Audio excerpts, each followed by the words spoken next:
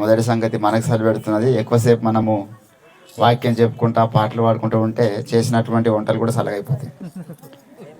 అవి ఉడుకుడుకున్నప్పుడు తింటేనే బాగుంటుంది. చలికాలం చల్ల అయితే తినబుద్ది కాదు.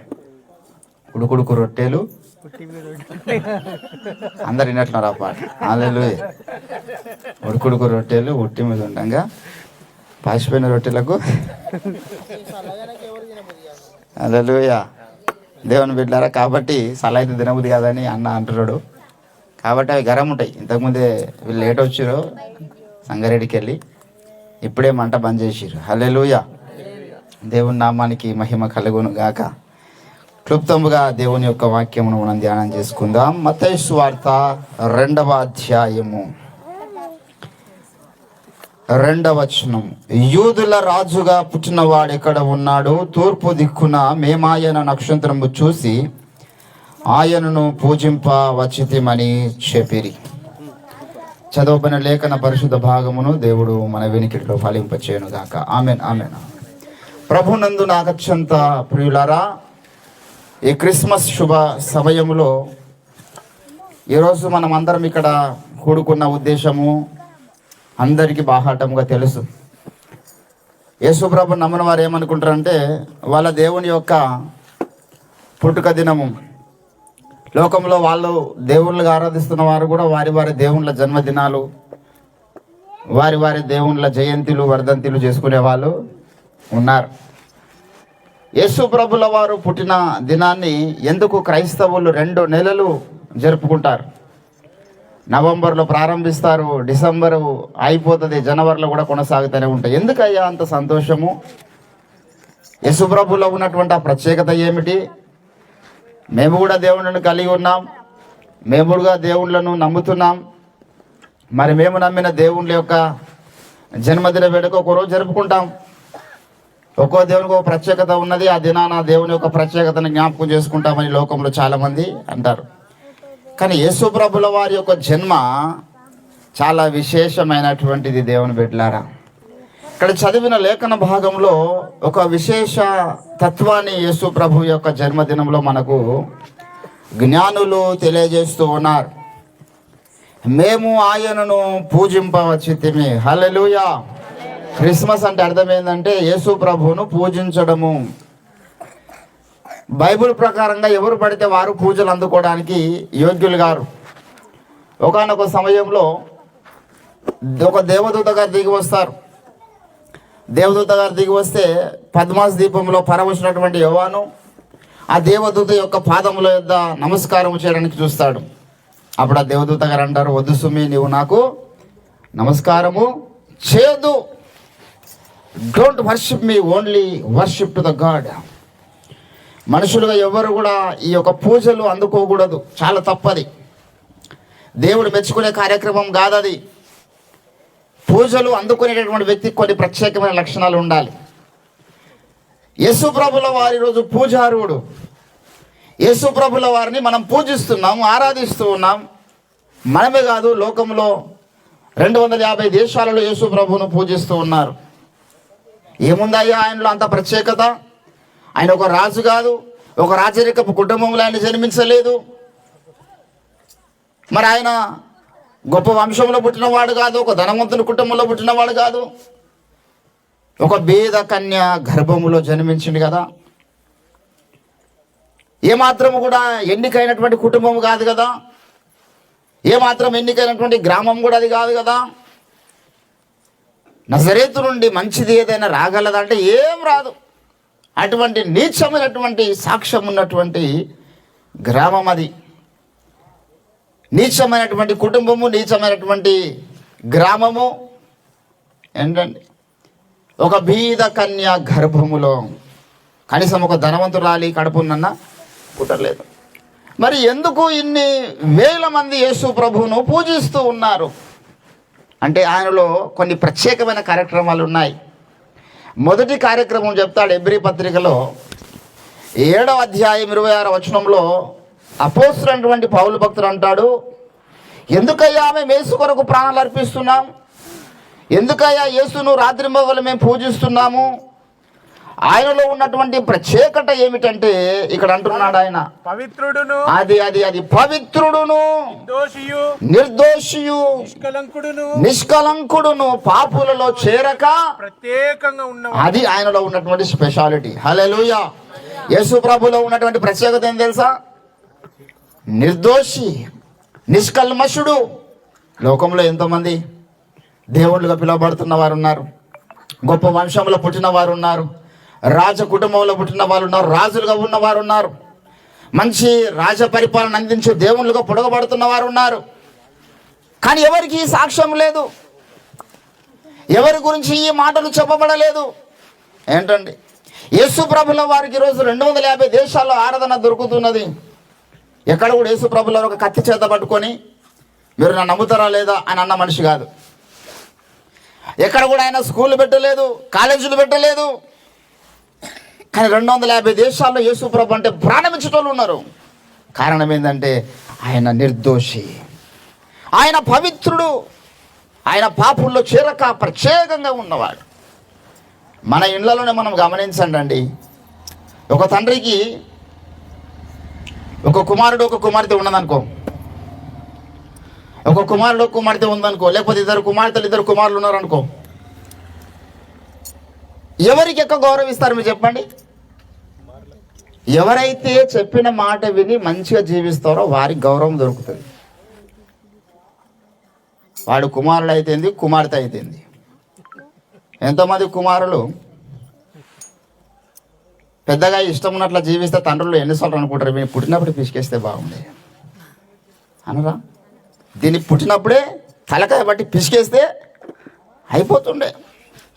ఎందుకమ్మా గౌరవం లేదంటే తప్పు చేస్తున్నది, అది తప్పు చేస్తున్నాడు వాడు. ఏంటండి, ఏ తండ్రికైనా కొడుకు ఏంటండి వాడు లక్షలు సంపాదించాలని కోరుకోడు, వాడు లుచ్చ కాకపోతే చాలనుకుంటాడు అంతే. లచ్చ సంపాదించిన లుచ్చగాక తప్పదు అన్నట్టు.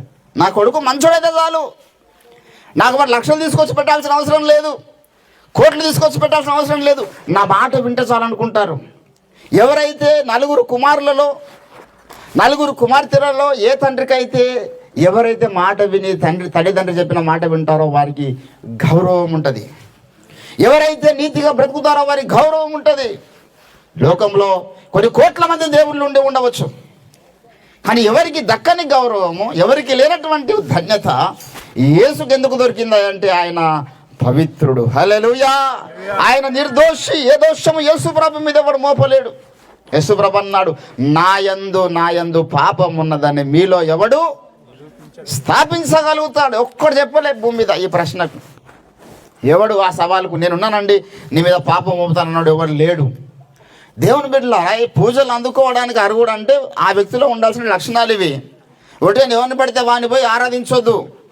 లోకంలో పూజలు అందుకునేటటువంటి చీకటి శక్తులు ఉన్నాయి, పూజలు అందుకునేటువంటి అంధకార దయ్యపు శక్తులు ఉన్నాయి.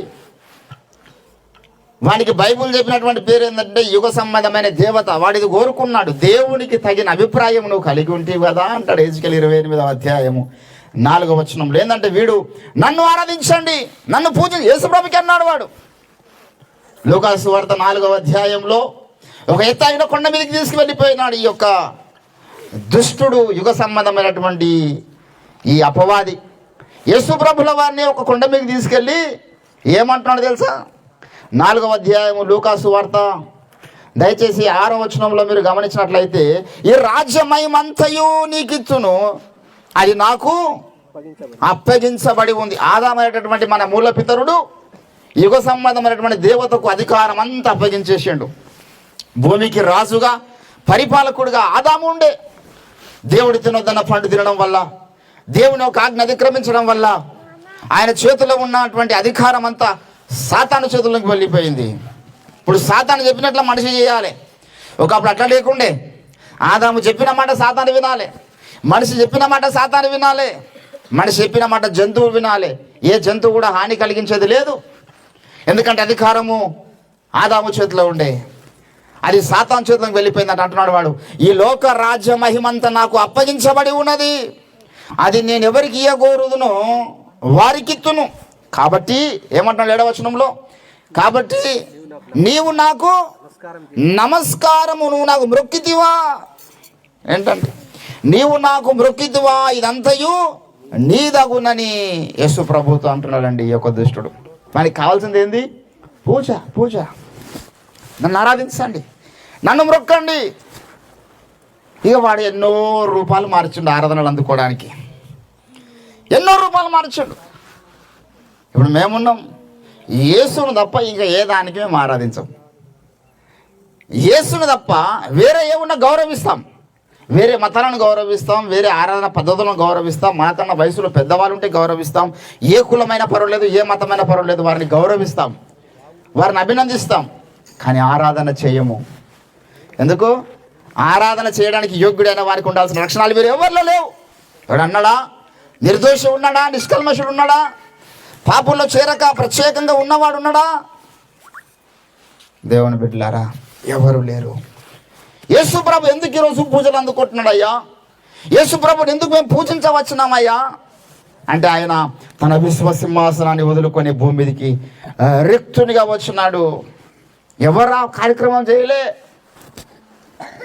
దేవుని బిడ్డలారా, ఫిలిప్పీల రాసిన పత్రిక 2వ అధ్యాయం 6వ వచనంలో అంటాడు ఏంటండి? దేవునితో సమానముగా ఉండుట విడిచిపెట్టకూడని భాగ్యమని అనుకునలేదు. ఆయన దాసుని స్వరూపము ధరించుకొని లోకానికి ఎవరని చేస్తారండి ఒక పని. ఇప్పుడు మాట్లాడుతున్నా, ఇప్పుడు నేనున్నానండి, ఒకప్పుడు చాలా బీద స్థితిలో ఉన్నా. ఫర్ ఎగ్జాంపుల్, నన్ను దేవుడు మెల్లమెల్ల అంతకంత ఆశీర్వదించి నేను ప్రపంచ కోటేశ్వరుని అయినా అనుకో.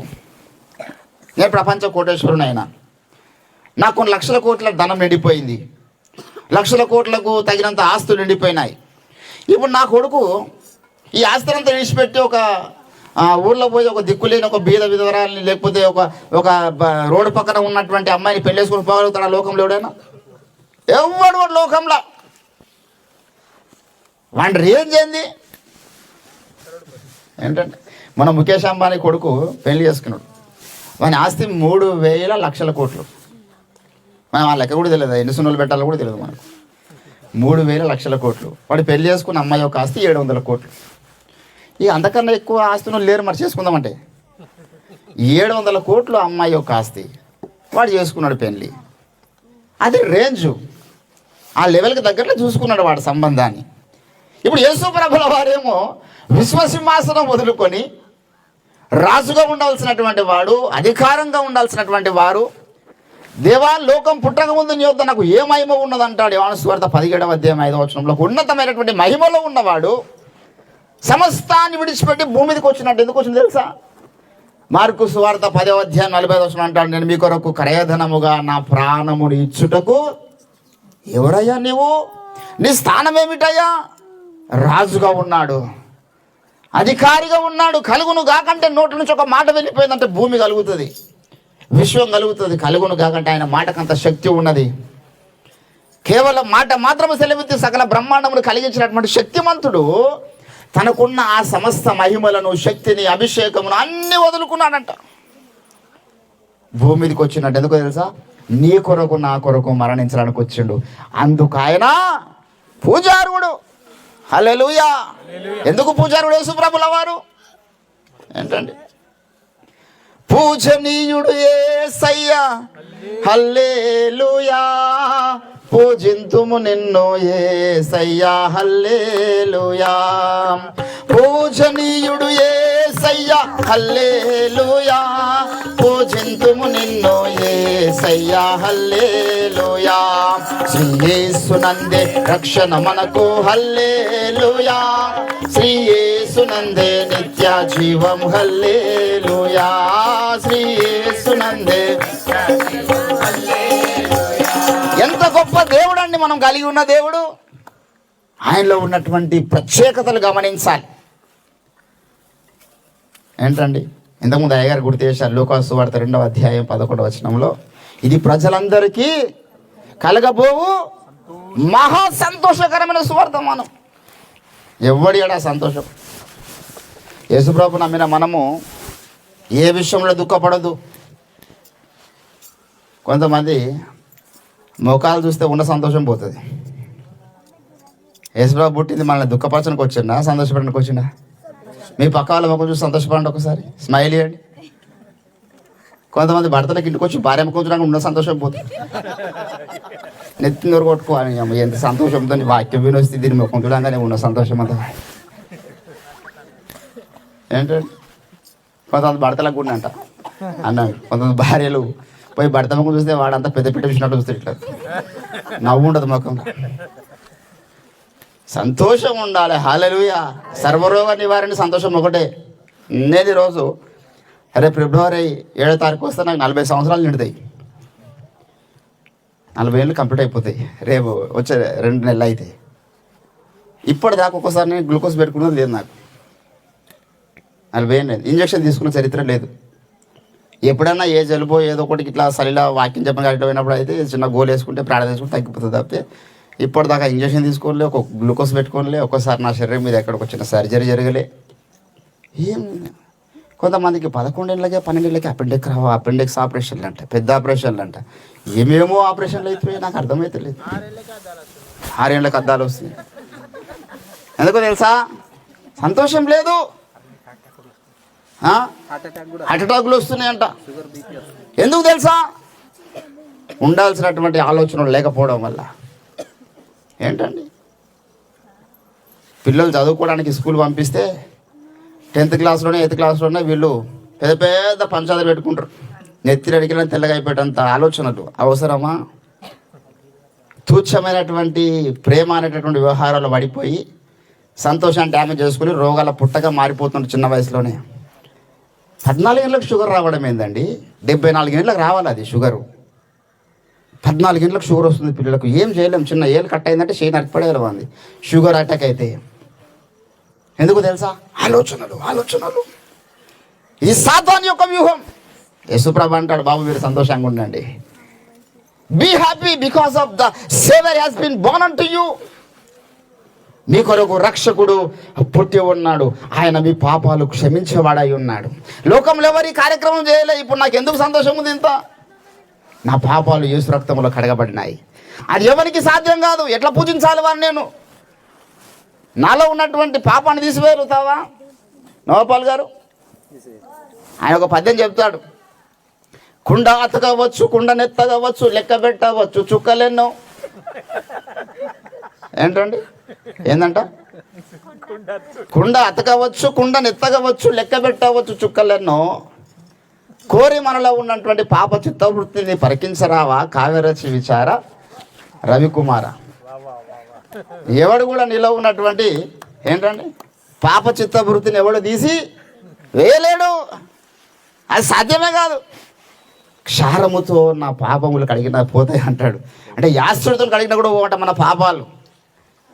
అందుకే అంటాడు, ఆయన లేఖముల ప్రకారం మన పాపముల కొరకు మరణించను, లేఖముల ప్రకారము పాతి పెట్టబడను, లేఖముల ప్రకారము తిరిగి లేచనన్నాడు. 1 కొరింథీయులకు రాసిన పత్రిక 15వ అధ్యాయము మొదటి 3 వచనాల్లో.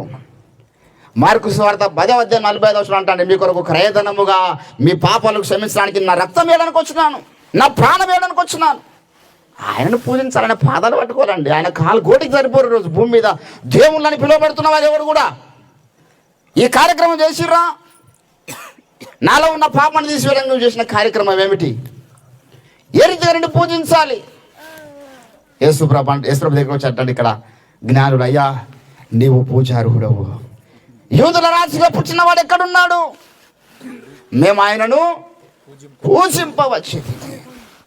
ఈరోజు మనమందరం కూడా యేసును పూజిస్తున్నాం. హల్లెలూయా. We are the very very lucky persons. లోకంలో ఎవరికి ధన్యత లేదు. నువ్వు ఆయన యందు ఎప్పుడు ఆనందిస్తూనే ఉండాలి. ఎవరైనా అడిచాడుతున్నా నీ సంతోషానికి సువార్త కావాలి. హల్లెలూయా. ఈ సంతోషము నీకు కావాలనా? ఈ సంతోషము నీకు కావాలనా? ఈ సంతోషము నీకు కావాలనా? నేడే యేసు నొద్దకు రమ్ము, నేడే యేసు నొద్దకు రమ్ము. సంతోషమే సమాధానము, సంతోషమే సమాధానమే, సంతోషమే సమాధానమే. చెప్పనా శక్యమైన సంతోషం, చెప్పనా ఐక్యమైన సంతోషం. ఎంత అద్భుతమైన పాట! ఏంటండి సంతోషం నీకు కావాలన్నా, కమ్ టు జీసస్ క్రైస్ట్. యేసు ప్రభు దగ్గర ఉన్న సంతోషం ఎక్కర్లేదు. నీకు లోకంలో ధనము నీకు సంతోషం ఇవ్వదు, ఆస్తులు నీకు సంతోషం ఇవ్వదు, నీ కుటుంబం నీకు సంతోషం ఇవ్వదు. అన్నీ ఒక టైం వస్తే దుఃఖపరిచేటటువంటి కార్యక్రమాలే. యేసు మాత్రం ఎప్పుడు దుఃఖపరచనివాడు. హల్లెలూయా. యేసు ప్రభులో ఏముందండి? నిత్యము సంతోషం. నీ సన్నిధానంలో సంపూర్ణ సంతోషం, ఆరాధించుకునే విలువైన అవకాశం. నీ సన్నిధానంలో సంపూర్ణ సంతోషం, ఆరాధించుకునే విలువైన అవకాశం. కోల్పోయినవన్నీ నాకు ఇచ్చుటకును, బాధల నుండి బ్రతికించుటకును.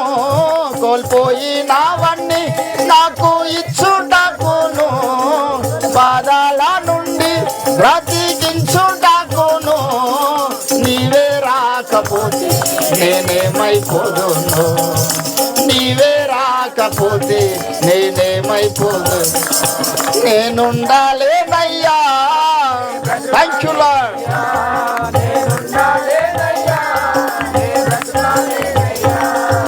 నీవే లేకుండా,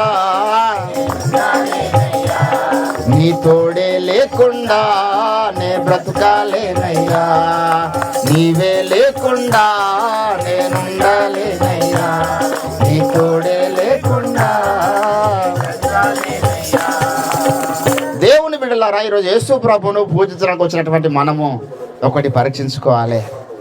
యేసు నీ పూజలను ఇష్టపడుతున్నాడు, యేసు ప్రభువును పూజించడానికి నువ్వు కూడా ఇష్టపడుతున్నావు, కానీ మీ చేతులు కడుక్కోండి అంటాడు.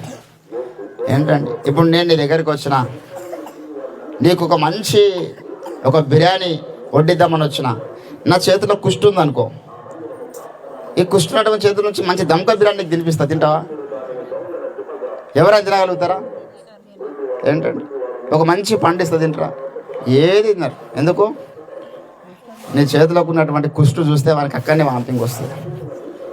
ఇప్పుడు దేవుడు నీ పూజలు ఇష్టపడుతున్నాడు, నీ ఆరాధన ఇష్టపడుతున్నాడు, నువ్వు ఆయన సన్నిధికి రావడం ఇష్టపడుతున్నాడు. కానీ అపవిత్రమైన పెదవులతో, అపవిత్రమైన చేతులతో, అపవిత్రమైన హృదయాలతో కాదండి మనం ప్రభు సన్నిధికి రావాల్సింది.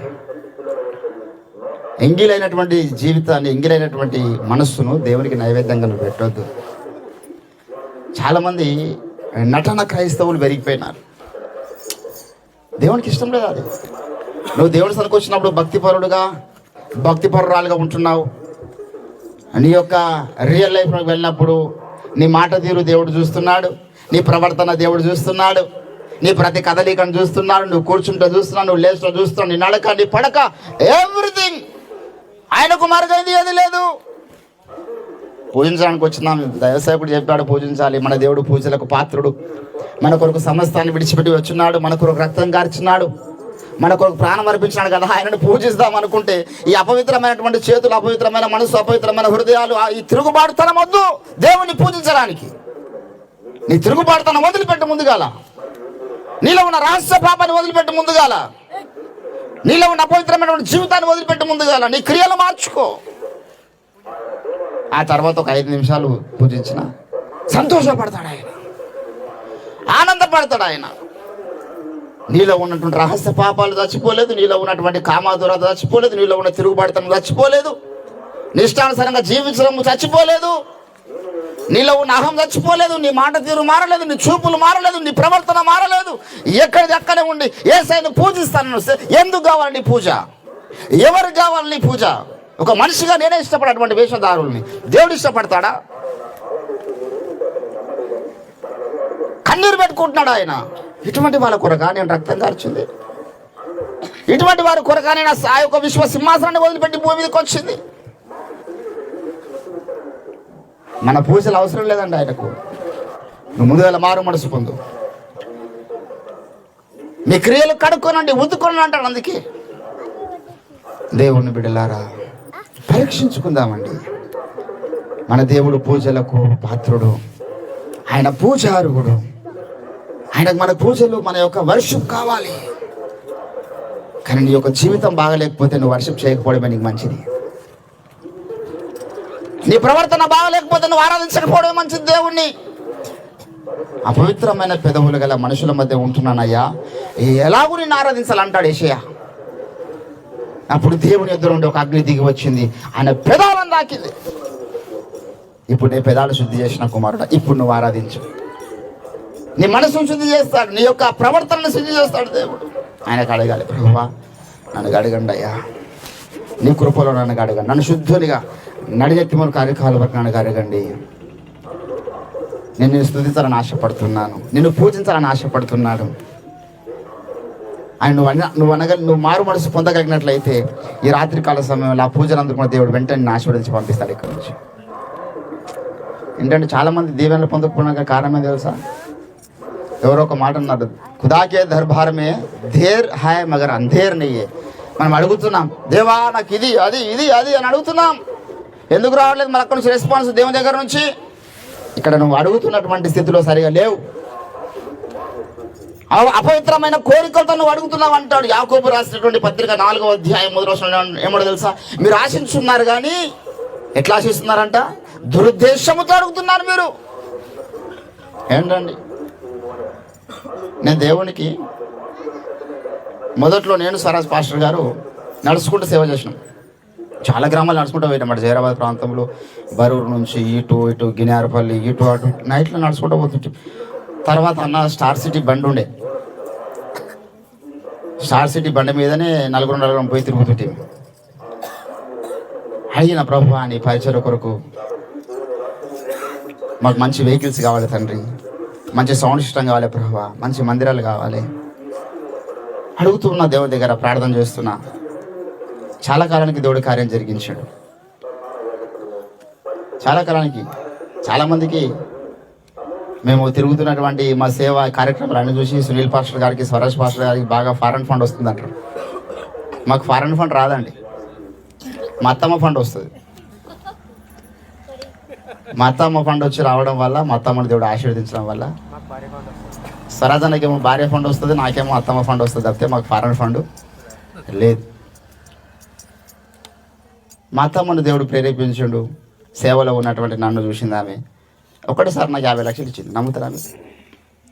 నిజమే, సాక్ష్యాలు ఉన్నాయి. నాకు సంఘం లేదు, వారం వచ్చే కానుకలు నాకు కూరలు కూడా రావు. 30-40 రూపాయలతో సేవ చేసిన కొన్ని 8-9 సంవత్సరాలు అదే సేవ. దేవుడు ఆ వారం కానుకలు ఇస్తే తింటుంటే, లేకపోతే నా జీవితంలో ఎక్కువ కాలము ఇంత బ్రెడ్ పాలు తిని పండుకున్న రోజులే 10 సంవత్సరాలు అట్లా కొనసాగిన నా జీవితం. ఇప్పుడు నేను 40 ఏళ్ళ కూడా నమ్మతలేడు. ఎందుకంటే 14-15 ఏళ్ళు ఒకటే పూట తింటున్నాను నేను ఈ రోజు వరకు. ఒకటే పూట, ఎప్పుడు ఉపవాసం పడదు. ఇంకా మధ్యలో చాలాసార్లు ఒక పూట కూడా పనిచేసిన దినాలు ఉన్నాయి. దేవుని కార్యమును చూడాలా? దేవునికి నా జీవితము పవిత్రమైనదిగా ఉండాలి, నా మనస్సు నిష్కల్మషమైనదిగా ఉండాలి. దేవుడి దగ్గరికి వచ్చినప్పుడు నా చర్యలు దేవునికి ఆయాసకరంగా ఉండకూడదు.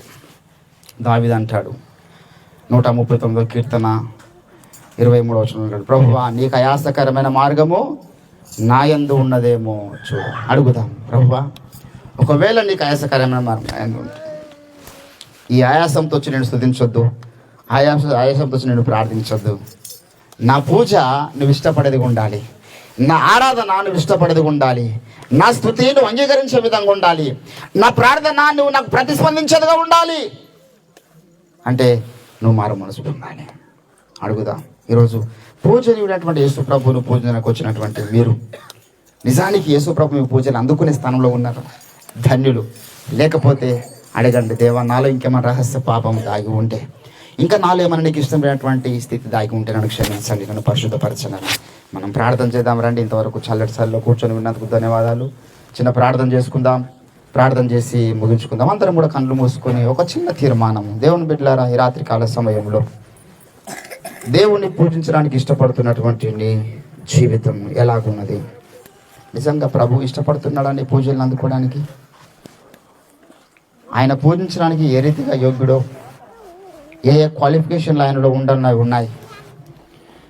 ఆయన గౌరవానికి పాత్రుడు, పూజకు పాత్రుడు. ఎందుకంటే సమస్తాన్ని విడిచిపెట్టి వచ్చినాడు, ఎందుకంటే నా కొరకు ప్రాణం పెట్టినాడు, ఎందుకంటే నా కొరకు సమస్తాన్ని ఆయన సిద్ధపరిచినాడు. నీవు చేసినటువంటి మేలులు ఎన్నో తండ్రి, కానీ నేను నీకు ఏ మేలు చేయలేకపోతున్నానేమో.